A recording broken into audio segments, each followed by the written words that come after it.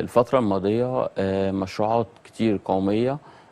طبعا بنساند الشباب في كل حاجة بيعملوها في جميع المجالات. طبعا الفترة اللي فاتت أنتجنا مشاريع قومية كبيرة جدا، منها المتناهي الصغر، منها المتوسطة، منها المشاريع الكبيرة.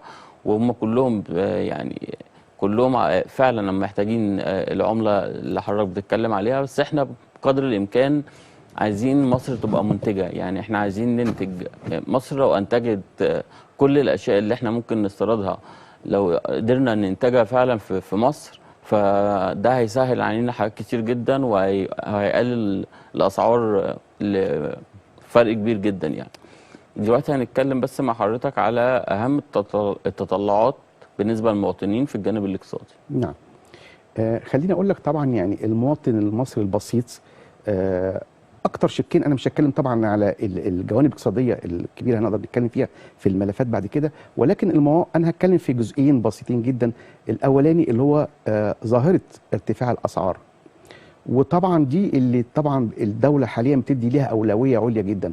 المواطن كل طبعا موضوع ارتفاع الاسعار بطريقه مبالغ فيها من بعض التجار اصبح هنا لابد ان يكون في وقفه معهم.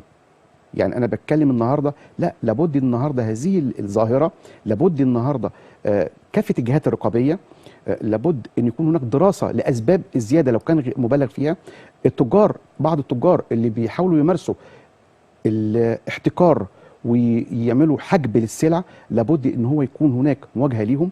ايضا هناك طبعا تطلعات، وكنا قرينا ان الحكومه بصدد ان هي تدرس بعض السلع الاستراتيجيه تكلفتها قد ايه وهامش ربح المناسب قد ايه، بحيث ما يكونش هناك مغالاه ان يكون محطوط هامش ربح 200 و300% في فتره قصيره.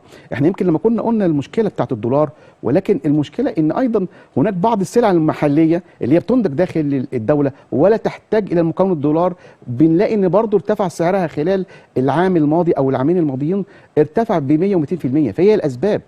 فلابد هنا يكون في وقفه، لابد انه يكون في رقابه، وبرضه تغليظ العقوبه. اننا بعض التجار اللي يكونوا فعلا حاجه زي كده، دور الاعلام ان يلقي الضوء على دول الناس المخالفين.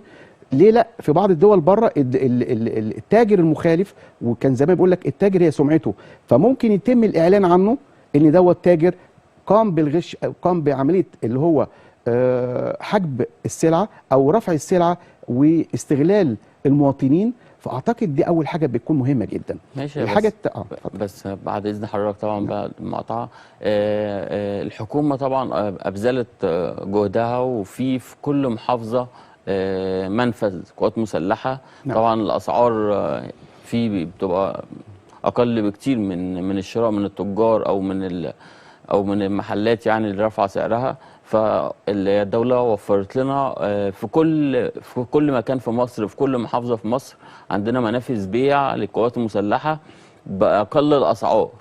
نعم. فاحنا ليه ما نتعاملش مع المنافذ دي ونبعد عن غلاء التجار مثلا؟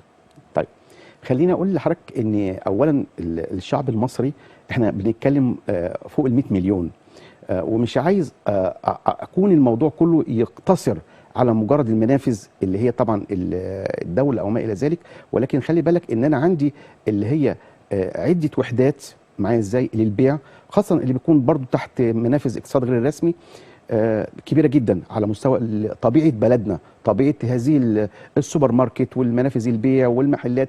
فدي طبعا بتتعامل مع شريحه كبيره جدا في الدوله. فانا لابد هنا ان يكون في تعزيز. احنا بنتكلم على تعزيز. انا امتى اقول ان في تغيير؟ ان انا كمواطن لما اجي انزل اشتري السلعه الاقي السعر فعلا اصبح سعرها مقبول، هنا اقول والله لا كذا. او ما يكونش مثلا في بعض السلع الاقيها ارتفعت 200% وانا مش شايف اسباب جوهريه في موضوع الانتاج او ما الى ذلك. فاحنا بنتكلم على ايه؟ دور الرقابه، سواء كان بقى بنتكلم على حمايه المستهلك في جهاز وزاره التموين الرقابيه، يكون في تعزيز ويكون في تغليظ للعقوبات. لان انا لو بس رحت، طبعا دي قروض للدوله في موضوع ان انا براعي اللي هو محدود الدخل، فبعمل لهم المنافذ ديت ان هي تاخد باسعار بخلاف طبعا اللي هو التغطيه التموينيه.